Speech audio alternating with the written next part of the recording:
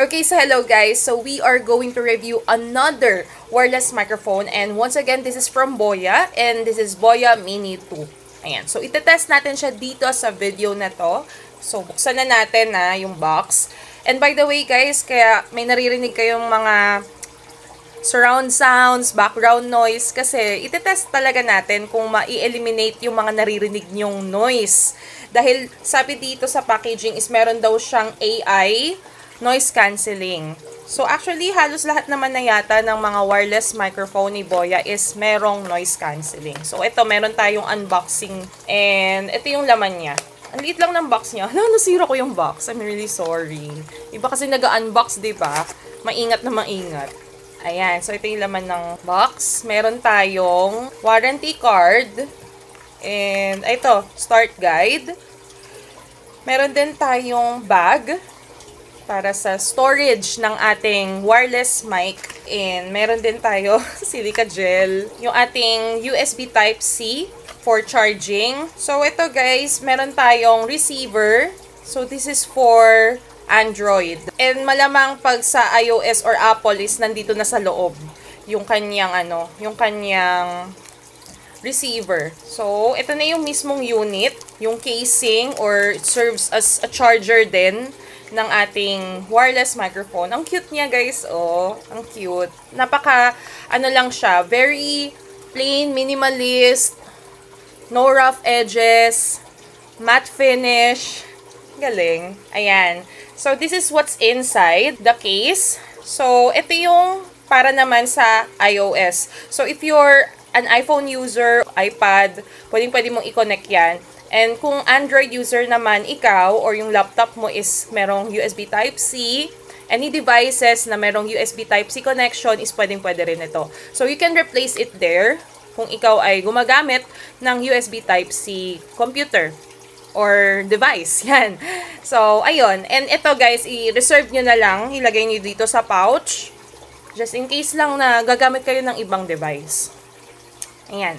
So, ganito yung itsura sa loob. Ang cute, diba guys? Para siya makeup. So, ito yung kanyang pinaka-microphone. Ang liit!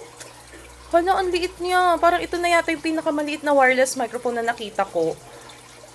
Ayan siya. Ang maganda dito is built-in na yung puff. Hindi mo na kailangang i-install or i-attach. Ayan siya guys. And expandable yung clip. Hindi siya mahirap iipit kung saan man. Expandable siya. And, ayan, ito pa yung isa. Bagong-bago pa yan, guys. Naka-sealed pa yung, niya, yung parang pinaka-wireless connection niya. So, kung gagamit kayo, guys, no, for the first time, tanggalin nyo yung plastic sa bottom ng microphone. Testing na natin agad dito sa ating MacBook. Dito kasi sa MacBook, ang connection is USB Type-C. And, syempre, tingnan natin yung manual. Yan tayo, Hindi tayo nagbabasa ng manual, Ayan. So, yung manual nila comes with different languages. Remove the protective film. Remove daw natin to. So, isa lang muna yung gagamitin natin. Dalawa yung wireless mic ha. So, maganda to if you're doing conversation, vlogs, ganun, or interview, pwede. So, guys, may button siya dito. Long press ko nga. Tingnan natin kung iilaw siya. Yan. So, umilaw po. Meron siyang blue na ilaw dito. And then, ayun. Okay, so nag-connect na siya. Palagay ko nag-connect na siya. Pero, i-change ko muna yung settings dito sa laptop natin. So, there you go, guys. It's already changed na sa Boya Mini 2. And as of right now, ang ganda ng connection, guys. Nakikita ko yung niya, yung parang labas ng sound sa mismong equalizer ng ating OBS app. Ayan. So, pwede na natin siya i-clip on sa ating damit. So, there you go guys. Ay, makita nyo, pag stable yung ilaw or kulay blue siya, hindi siya nagbi-blink, ibig sabihin is connected na siya already. And if you're going to use the other one, sige, let's try the other one. And remove the protective film para magkaroon ng connection.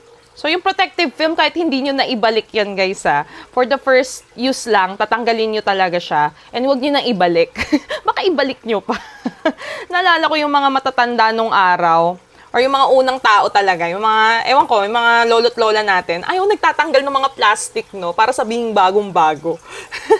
Ito, guys, kailangan tanggalin, Ayan, so auto-connect na siya. Naka-connect na rin. itong isa pa nating microphone. So, pwede mo nang ipasa sa i-interviewin mo, ganyan. So, ito guys, binalik ko yung isang microphone and as you can see right here, nag-charge na siya. And, nakakatuwa guys, no? Ito rin pala is merong charger sa ilalim. Ayan, yung ito, i-connect nyo lang sa adapter. Ayan, USB po siya. Pwede nyo rin siya i-connect sa mismong computer nyo para mag-charge while using your computer. Ayan, pwedeng-pwede. So, ayan guys, it's really handy, para lang siyang makeup, para lang siyang compact powder. And if you're going to, ibabalik nyo na, ilagay nyo lang siya ulit dito. Just don't forget, guys, na yung receiver is ibalik nyo rin. Oo, kasi hindi mo na magagamit yung pag nawala mo yung receiver. So, sayang naman. So, yun lang, parang yun nakikita kong disadvantage using mga wireless AirPods, mga ganon, or like this one, mga wireless microphone. Pag nawala, is chuggy na. Kailangan wag mo siyang wawalain. Kaya meron siyang kasamang casing. And at the same time, yung casing niya is serves as a charger din or power bank. Oo, power bank na rin siya ng mismong wireless lang natin. Ito, yung wireless microphone natin. So, pwedeng-pwede nyo na siyang ilagay dyan, makapag-charge na siya. And generally, kung gusto mo siyang i-charge kasama itong casing, is pwedeng-pwede nyo siyang i-connect dyan. Meron siya ditong USB. It's really simple, guys. It's really simple. Kitang-kita nyo naman na eliminate yung mga sounds, background noise. Kasi dito sa office ko, sobrang daming aquarium. Maraming nag-aagusan ng mga tubig from the filter. Ayan. Ito, gaya nito. Aking flower horn, SRD. So, available sa Beta Bloom. Baka naman. So, there you go, guys. And if you're looking for a wireless microphone that is very handy, wala nang hassle, so I would recommend Boya Mini 2. Yan, narinig nyo yun? Pang ASMR na.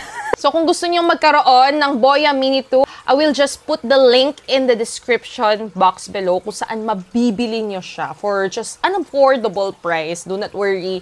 Dahil worth the price naman talaga itong Boya Mini 2 natin. Okay? So, you just have to check out the link in the description box below or dyan sa pinned comment ng ating video. Okay, so yun lang naman guys, and thank you so much for watching this video, and kung na-enjoy nyo ito, give this video a like and subscribe to my channel.